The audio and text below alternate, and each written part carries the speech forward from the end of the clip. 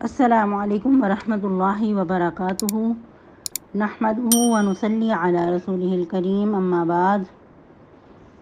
امید کرتے ہیں آپ تمام سسٹرز ہر عافیت سے ہوں گی اور ایمان کی بہترین حالت میں ہوں گی۔ اللہ سبحانہ و تعالیٰ سے دعا ہے آپ کی طرف ہر بڑنے والا شر خیر میں بدل دے، آمین۔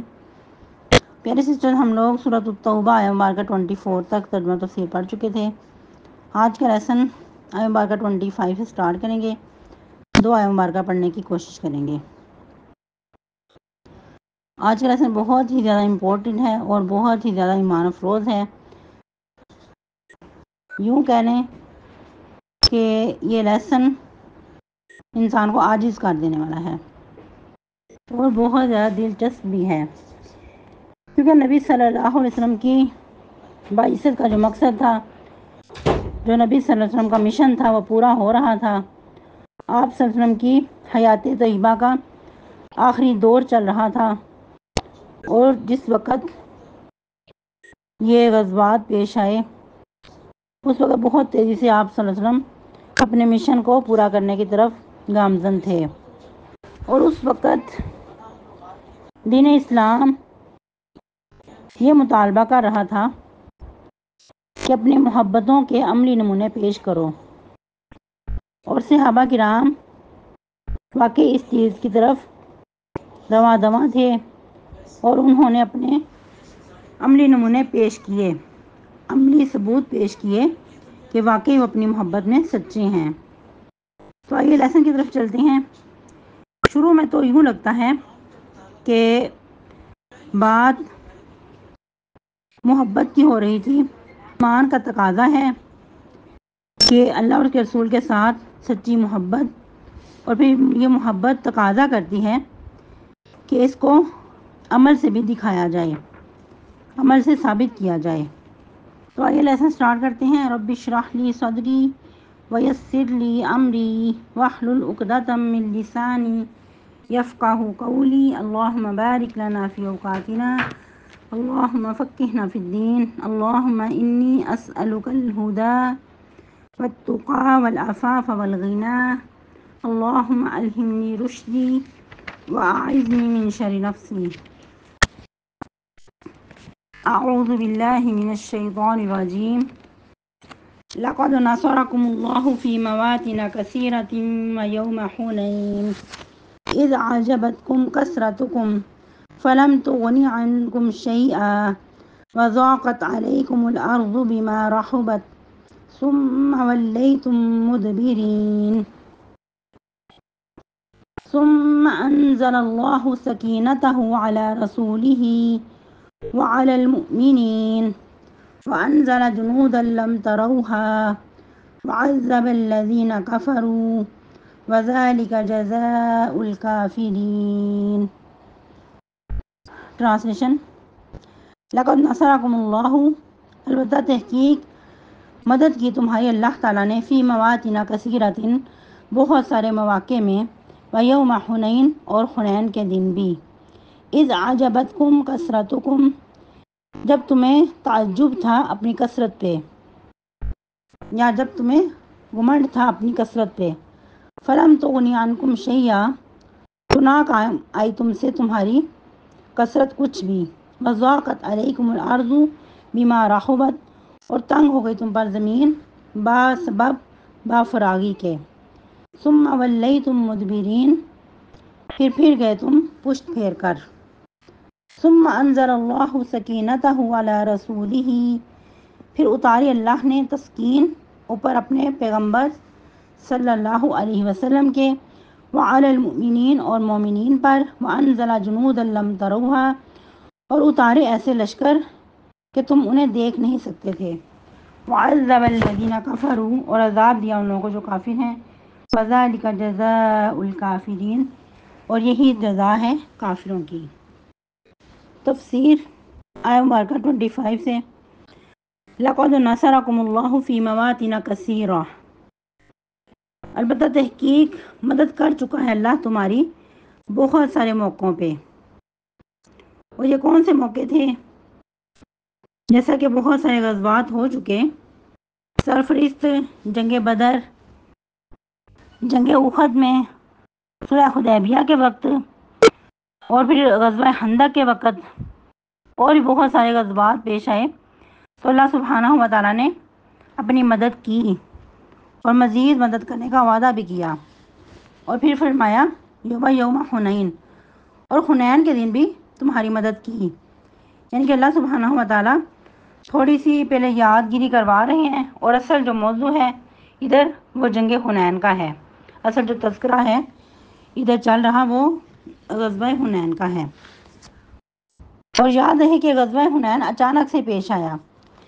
اصل میں کچھ یوں ہوا کہ نبی صلی اللہ علیہ وسلم اپنی حیات طیبہ کے آخری دور میں مکہ فتح کرنے کے لیے تشریف لے گئے، اور اللہ سبحانہ و تعالیٰ کی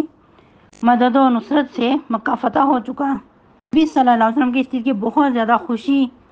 اور اتنی زیادہ عاجزی کے ساتھ آپ صلی اللہ علیہ وسلم اپنی سواری پہ سوار ہیں،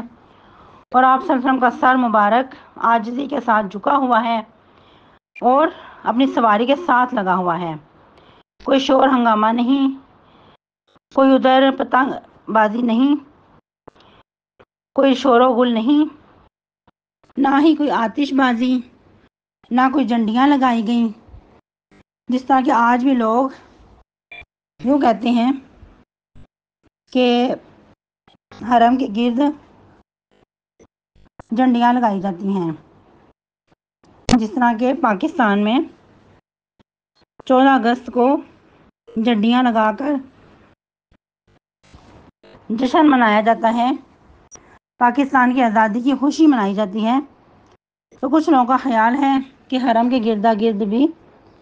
یعنی کہ مسجد الحرام کے گرد بھی یہ جھنڈیاں وغیرہ لگائی جاتی ہیں، اہتمام کیا جاتا ہے،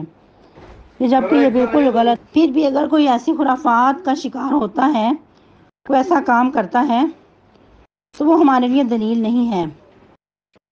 ہمارے لیے وہ قابل حجت نہیں ہے۔ ہمارے لیے نبی صلی اللہ علیہ وسلم کی زندگی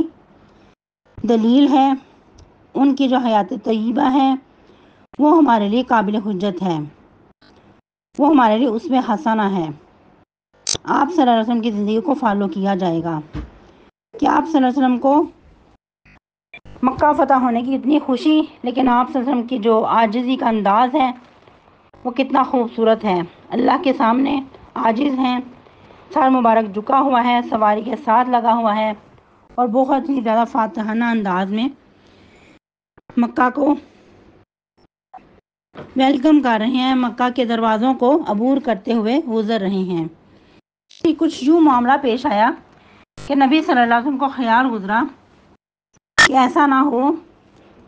کہ یہ لوگ انتقام کے لیے کوئی جوابی کارروائی کریں، تو آپ صلی اللہ علیہ وسلم نے اسی چیز کی خبر لینے کے لیے ایک اپنے آدمی کو بھیجا کہ ان کی خبر گیری لی جائے کہ ان کے کیا ارادے ہیں۔ جیسا کہ جاسوس کہا جاتا ہے، جو جنگی حالات معلوم کرنے کے لیے جائے اس کو جاسوس کا ورڈ دیا جاتا ہے، جاسوس کا نام دیا جاتا ہے۔ تو ایک شخص کو آپ صلی اللہ علیہ وسلم نے روانہ کیا، تو وہی بات ہوئی کہ جس کے نبی صلی اللہ علیہ وسلم کو کچھ خبر ہوئی تھی یا کچھ حادثہ لاحق ہوا تھا۔ یاد رہے کہ وادی حنین مکہ اور طائف کے درمیان ایک مقام ہے، جہاں فتح مکہ کے بعد نبی صلی اللہ علیہ وسلم نے اس مقام پر پہنچ کر ایک بہت بڑا حق و باطل کا معرکہ جیتا تھا۔ یہ بھی یاد رہے کہ نبی صلی اللہ علیہ وسلم جب مکہ فتح کے لیے تشریف لائے، اس وقت بہت سارے لوگ اس انتظار میں تھے کہ اگر محمد صلی اللہ علیہ وسلم قریش پر غالب آ گئے، مکہ فتح ہو گیا، تو یقیناً یہ سچے پیغمبر ہیں، تو ان کی جو دعوت ہے اسلام کی اس کو قبول کر لینے میں ہی عافیت ہے۔ تو جب مکہ فتح ہوا تو بہت سارے لوگ نبی صلی اللہ علیہ وسلم کے ساتھ ہو لیے، جس طرح کہ قرآن میں بھی اللہ سبحانہ و تعالیٰ ارشاد فرماتے ہیں، اسی واقعہ کا نقشہ کھینچتے ہوئے، اذا جاء نصر اللہ والفتح ورأيت الناس يدخلون في دين الله أفواجا فسبح بحمد ربك واستغفر إنه كان توابا۔ کہ جب اللہ کی مدد آ چکی اور مکہ فتح ہو گیا اور تم نے دیکھ لیا کہ لوگ کس طرح جوک در جوک اللہ کے دین میں داخل ہو رہے ہیں۔ تو اس وقت کیا کرو؟ اللہ کے تسبیحات کرو، اس سے توبہ استغفار کرو، کیونکہ وہ بہت ہی زیادہ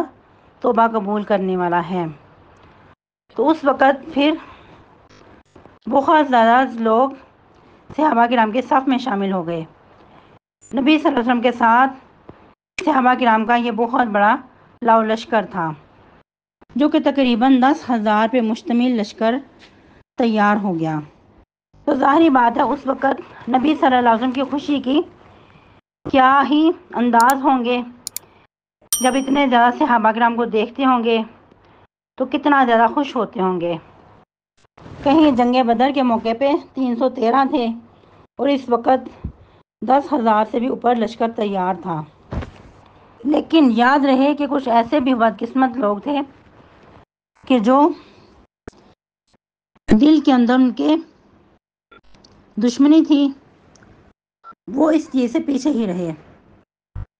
اور ان میں سرفرست حوازن قبیلہ کے لوگ تھے، حوازن اور ثقیف کے لوگ۔ یہ دونوں قبائل نبی صلی اللہ علیہ وسلم کے پاس تشریف نہیں لائے، نہ ہی انہوں نے اسلام قبول کیا، بلکہ انہوں نے الٹا جنگ کرنے کا ارادہ کیا، اور ایسی جنگ کہ اچانک سے حملہ کیا جائے اور مسلمانوں کو صفحہ ہستی سے مٹا دیا جائے، کیونکہ ان کو یہ ایک آنکھ بھی نہیں باتی تھی کہ جو اتنے مسلمان ہو چکے ہیں، صحابہ کرام میں شامل ہو گئے ہیں، جوک در جوک اتنے بڑے بڑے گروہ کی شکل میں اسلام قبول کر تو بہت بڑا لشکر تیار ہو چکا ہے۔ تو یہی دشمنی ان کے اندر پل رہی تھی، وہ یہی چاہتے تھے کسی طرح ان کا کام تمام کر دیا جائے، اور باہمی اتفاق کے ساتھ یہ کام اتنی تیزی سے کرنا چاہتے تھے کہ مکہ میں ہی جہاں صحابہ کرام موجود ہیں ان پر یکبارگی حملہ کر دیا جائے، اور یہاں تک کہ یہ اپنی عورتوں اور بچوں کو بھی ساتھ لے آئے، یعنی مکمل ایک پلاننگ کے ساتھ یہ کام وہ کرنا چاہتے تھے۔ جب نبی صلی اللہ علیہ وسلم کے ان کے حالات کی یہ خبر پہنچی تو نبی صلی اللہ علیہ وسلم پریشان بھی ہوئے، کیونکہ مکہ فتح کے وقت کوئی مال غنیمت ہاتھ نہیں آیا تھا۔ مکہ فتح تو ہو گیا لیکن مال غنیمت وغیرہ کوئی یعنی کہ مالی فائدہ حاصل نہیں ہوا تھا۔ اب ظاہری بات ہے جنگ کی تیاری کرنی تھی اور اخراجات کی بہت زیادہ ضرورت تھی، تو اس وقت پھر نبی صلی اللہ علیہ وسلم نے کمال حکمت عملی کا مظاہرہ کیا۔ اس وقت پھر نبی صلی اللہ علیہ وسلم نے کچھ لوگوں سے مالی مدد یعنی کہ تعاون لینے کی کوشش کی، اور یہ کام آپ سب نے ادار یعنی کہ کیا۔ جس طرح کہ ایک شخص عبداللہ بن ربیہ سے 30,000 درہم قرض لیے، اسلحہ جنگ کے طور پر 100 زریں لیں، اور ایک شخص سفیان بن امیہ تھا، اس سے بھی ادار کچھ اسلحہ لیا، لیکن جب اسے مستعار لینے کی کوشش کی، اس سے کہا گیا، مطالبہ کیا گیا، تو وہ کہنے لگا کہ کیا تم مجھ سے اس طرح تعاون لیتے ہو؟ تو آپ سب نے کہا کہ میں ادار لینا چاہتا ہوں، تمہارا جو مال ہے تمہیں واپس کر دیا جائے گا، مستعار لوں گا پھر تمہیں واپس کر دوں گا۔ یاد ہے کہ یہ سفیان بن امیہ اس وقت مسلمان نہیں ہوئے تھے، لیکن بعد میں یہ پھر مسلمان ہو چکے تھے، اور اس طرح نبی صلی اللہ علیہ وسلم جنگ کی تیاری کر کے تو پیش قدمی کی، آپ صلی اللہ علیہ وسلم وادی حنین کی طرف روانہ ہوئے، اور اس وقت یاد رہے کہ مسلمانوں کے دل کے اندر اپنی تعداد کے بارے میں کچھ وہ پرسکون تھے، کیونکہ یہ انسان کی نیچر ہے، انسان کی فطرت ہے کہ انسان کے پاس جب کچھ مال ہوتا ہے یا اس کی جو نفری ہوتی ہے اس کو لے کر انسان کچھ مطمئن نظر آتا ہے کہ میرے پاس پیسہ بھی ہے یا پھر میرے پاس کوئی نفری بھی ہے، یعنی کہ ہماری تعداد بھی زیادہ ہے۔ تو یہی حال اس وقت صحابہ کرام کا تھا، اور سکون تھے کہ ہمارے بہت زیادہ ان کے لشکر بڑا ہے، تو جو حوازن کے لوگ ہیں وہ بہت کم ہیں، تو ابھی ہم یعنی کہ ان کے مقابلے میں ہم زیادہ ہیں۔ یاد رہے کہ نبی صلی اللہ علیہ وسلم 10,000 کا لشکر لے کر روانہ ہوئے، اور کرتے کرتے مزید آپ صلی اللہ علیہ وسلم کے ساتھ اور لوگ بھی شامل ہو گئے۔ 10,000 میں مہاجرین انصار بھی شامل تھے اور مزید 2000 اور آپ کے ساتھ ہو لیے جو کہ مکہ میں سے تھے۔ تو اس طرح کرتے کرتے 12,000 کا لشکر یہ مکمل تیار تھا۔ ان صحابہ کرام کے برعکس دشمنوں کی جو تعداد وہ 4000 تھی۔ اس طرح پھر مسلمانوں کے اندر کچھ تھوڑا سا غرور اور ایک قسم کا خود پسندی والا انداز بھی آ گیا کہ ہم تو اتنے زیادہ ہیں اور یہ لوگ کم ہیں، تو یہ لازم مغلوب ہو جائیں گے۔ اس کو اللہ سبحانہ و تعالیٰ یوں فرما رہے ہیں، اذ اعجبتکم کثرتکم، جب تمہیں تعجب تھا یا تمہیں غرہ تھا اپنی کثرت تعداد پہ، لیکن فلم تغنی عنکم شیئا، تو یہ تمہارے اندر غرہ تھا، ایک گمنڈ تھا، تو وہ تمہارے کچھ بھی کام نہ آیا۔ وضاقت علیکم الارض بما رحبت، اور تنگ ہو گئی تم پر زمین باسبب بافراہی کے، کہ زمین کشادہ ہونے کے باوجود تم پر تنگ ہو گئی۔ ہوا کیا کہ جب صحابہ کرام چلے جا رہے تھے تو جو دشمن ہے وہ بھی بہت چلاک تھا، وہ چھپے ہوئے تھے، مکمل اسلحہ سے لیس تھے، مکمل تیاری کے ساتھ تھے۔ جو ہی انہوں نے دیکھا کہ صحابہ کرام آ رہے ہیں یہ مکمل تیاری کے ساتھ، تو اس وقت انہوں نے یکبارگی حملہ کر دیا اور صحابہ کرام کو بے خبری میں یہ بہت بڑا نقصان اٹھانا پڑا۔ اس واقعہ کا کچھ سیدنا جابر رضی اللہ تعالیٰ عنہ یوں نقشہ کھینچتے ہیں۔ سیدنا جابر رضی اللہ تعالیٰ عنہ بیان کرتے ہیں کہ ہم وادی حنین کی طرف چلے تو ہم تہامہ کی وادیوں میں سے ایک وادی میں اترے۔ وادی بڑی وسیع و عریض تھی، اس میں اوپر نیچے ٹیلے اور چھوٹی چھوٹی ڈھلوانیں تھیں، یعنی کہ چھوٹی چھوٹی پہاڑیاں تھیں۔ ہم اوپر چڑھتے، نیچے اترتے، آگے کی جانب بڑھتے اور لڑکتے جا رہے تھے، یعنی کہ جب انسان پہاڑیوں پہ چڑھتا ہے تو بعض اوقات کچھ گرنے والے انداز میں بھی لڑکتا ہے، تو اسی نقشے کو پیش کر رہے ہیں۔ پھر فرماتے ہیں کہ ابھی صبح کا اندھیرا ہی تھا، یعنی کہ صبح ہو چکی تھی لیکن بہت اندھیرا تھا، تو دشمن ہمارے لیے مختلف گھاٹیوں، کناروں، تنگ رستوں میں پورے اتفاق اور مقابلے کی تیاری کے ساتھ چھپا ہوا تھا۔ فرماتے ہیں کہ اللہ کی قسم ہمیں اترتے پتہ ہی نہ چلا کہ دشمن نے مل کر اس طرح حملہ کیا جیسے ایک آدمی حملہ کرتا ہے۔ تو پتہ کیا چلتا ہے کہ واقعی دشمن جو ہے مکمل تیاری کے ساتھ ادھر چھپا ہوا تھا، اسی لیے پھر انہوں نے اس طرح یکبارگی حملہ کیا گویا کہ ایک انسان حملہ کرتا ہے۔ اور پھر مزید فرماتے ہیں کہ دوسری روایت میں یہ بھی ہے کہ وہ زبردست نشانہ باز تھے، انہوں نے تیروں کی بچھاڑ کر دی، لوگ شکست کھا کر واپس پلٹے، بھاگتے جا رہے تھے اور کوئی کسی کو مڑ کر نہیں دیکھ رہا تھا۔ یہ ایسا واقعہ ہے کہ جس طرح نبی صلی اللہ علیہ وسلم میدان احد میں اکیلے رہ گئے تھے اور لوگوں کے درمیان بگدڑ مچ گئی تھی، آپ صلی اللہ علیہ وسلم پیچھے سے پکار رہے تھے، جس طرح کہ قرآن نے نقشہ کھینچا، اذ تصعدون ولا تلوون علی احد منکم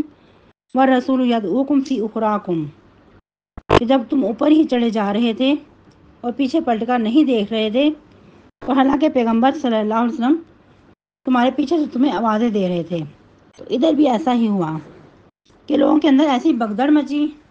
کہ نبی صلی اللہ علیہ وسلم ایک طرف دائیں طرف ہو کر کھڑے ہو گئے، پھر پیچھے سے پکار پکار کر کہہ رہے تھے، لوگوں اس طرف آؤ، لوگوں میری طرف توجہ دو، لوگوں میں ادھر ہوں، میں رسول اللہ ہوں، میں محمد بن عبداللہ ہوں، لیکن کہیں سے کوئی جواب نہیں آ رہا تھا، اور ایسی بگدڑ مچی ہوئی تھی، لوگ ادھر ادھر گر رہے تھے، ادھر ادھر نکلے جا رہے تھے، سوائے مہاجرین انصار کے ایک گروہ کے آپ ان کے ساتھ تھوڑے سے لوگ رہ گئے، اور کچھ آپ کے خاندان کے لوگوں میں سے بھی، اور سیدنا ابو بکر صدیق اور عمر فاروق بھی آپ کے ساتھ ڈٹے رہے، اور مزید آپ کے خاندان والوں میں سے علی بن ابو طالب، عباس بن عبد المطلب،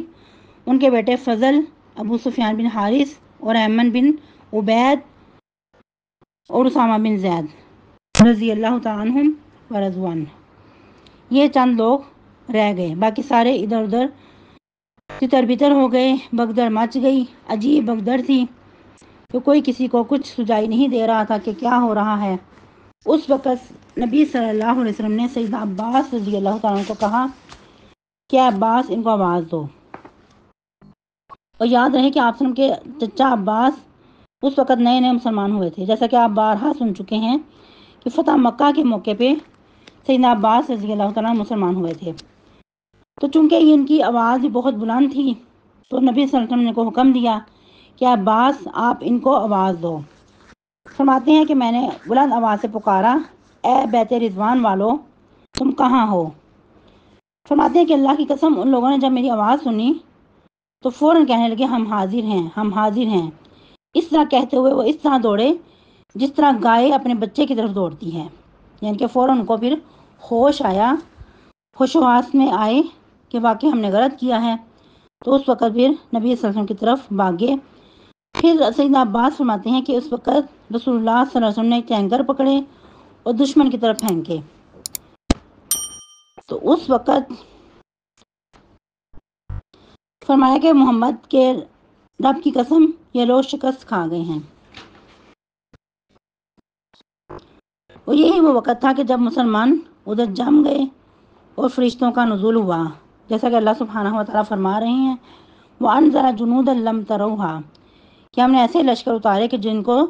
تم نہیں دیکھ رہے تھے۔ اللہ اکبر کبیرہ۔ کس طرح اللہ سبحانہ و تعالیٰ اپنے مومنین کی مدد کرتے ہیں اور کرتے رہیں گے، یہ جیسا کہ ہم پہلے بھی پڑھ چکے ہیں۔ اللہ سبحانہ و تعالیٰ جیسے ایک اور مقام پہ فرماتے ہیں وَمَا رَمَيْتَ إِذْ رَمَيْتَ وَلَكِنَّ اللَّهَ رَمَىٰ، کہ وہ جو کینکر تم نے پھینکے تھے وہ حقیقت میں تم نے نہیں پھینکے تھے بلکہ اللہ نے پھینکے تھے، یعنی کہ آپ سب نے پیش قدمی کی لیکن پہنچائے کینکر دشمن تک وہ اللہ سبحانہ و تعالیٰ نے تھے۔ اللہ سبحانہ و تعالیٰ نے نبی صلی اللہ علیہ وسلم کو ایک ذریعہ بنایا تھا۔ تو یہ جب انسان واقعی اللہ کے ساتھ سچا ہوتا ہے تو اللہ تعالیٰ پھر اپنے بندوں کی مدد کرتے ہیں۔ اس وقت پھر اللہ سبحانہ و تعالیٰ نے فرشتوں کو بھی نازل کیا اور تسکین بھی نازل کی اور مسلمانوں کو جما دیا۔ پھر مزید کیا فرمایا وَعَذَّبَ الَّذِينَ كَفَرُوا، اور عذاب دیا ان لوگوں کو جو کافر ہیں، وَذَلِكَ جَزَاءُ الْكَافِرِينَ، اور یہی بدلہ ہے کافروں کا۔ کہ اللہ سبحانہ و تعالیٰ نے کیسے اپنی نصرت و مدد سے ان کو فتح یاب کیا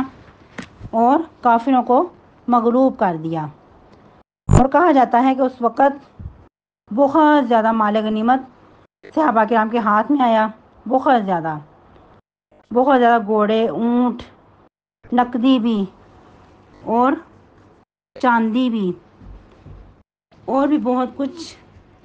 غلام لونڈیاں بھی ان کے ہاتھ آئیں۔ الغرض کے بہت زیادہ اللہ سبحانہ و تعالیٰ نے مدد کی، اور نبی صلی اللہ علیہ وسلم نے اس مال غنیمت کو تقسیم کرنے سے پہلے سب سے پہلے جو ترجیح دی وہ مؤلفۃ القلوب کے لیے، یعنی کہ جو مسلمان نئے نئے ہوئے تھے ان کو نبی صلی اللہ علیہ وسلم نے بہت زیادہ اس میں سے دیا۔ کہا جاتا ہے کہ اونٹ بھی دیے اور 40 بکریاں بھی دیں، اور یہاں تک کہا جاتا ہے جیسا کہ پہلے بھی آپ کو بتایا گیا کہ سیدنا ابو سفیان رضی اللہ تعالیٰ عنہ بھی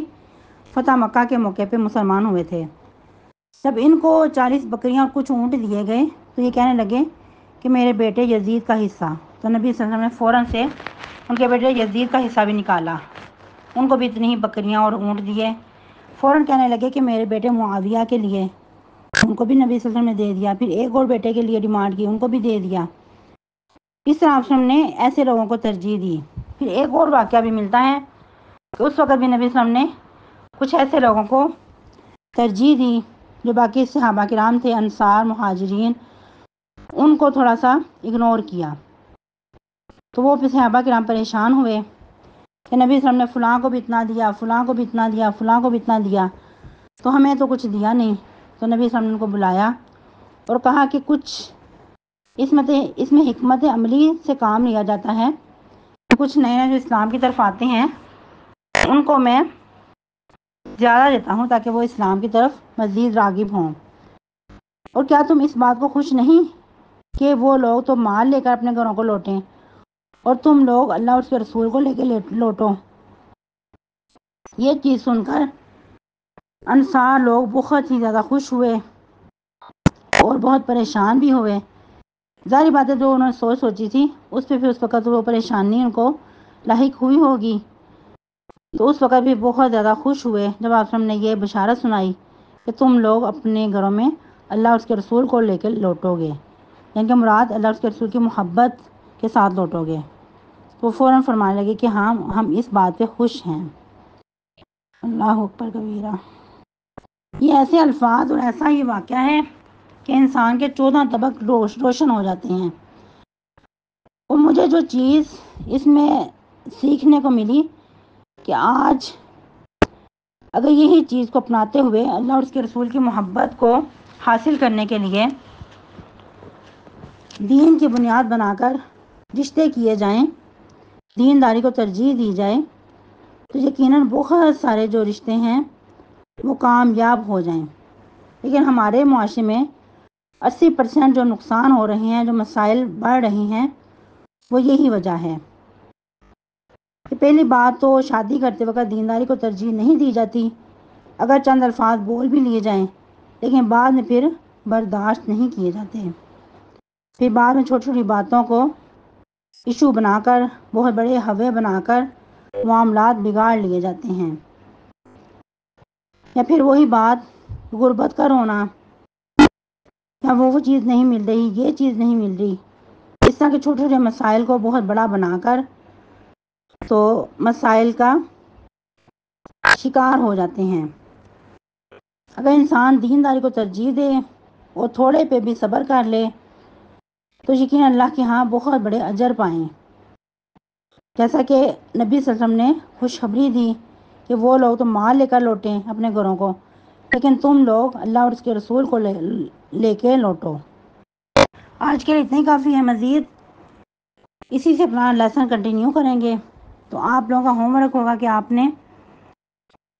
کسی اچھی سی بک سے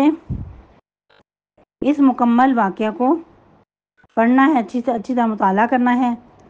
جو چیزیں مزید آپ کو ملیں تو آپ نے لیسن کے اندر شامل کرنی ہے۔ اللہ سبحانہ و تعالی ہم سب کا حامی ناصر ہو۔ سبحانک اللہم ربنا و بحمدک، نشہد ان لا الہ الا انت، نستغفرک و نتوب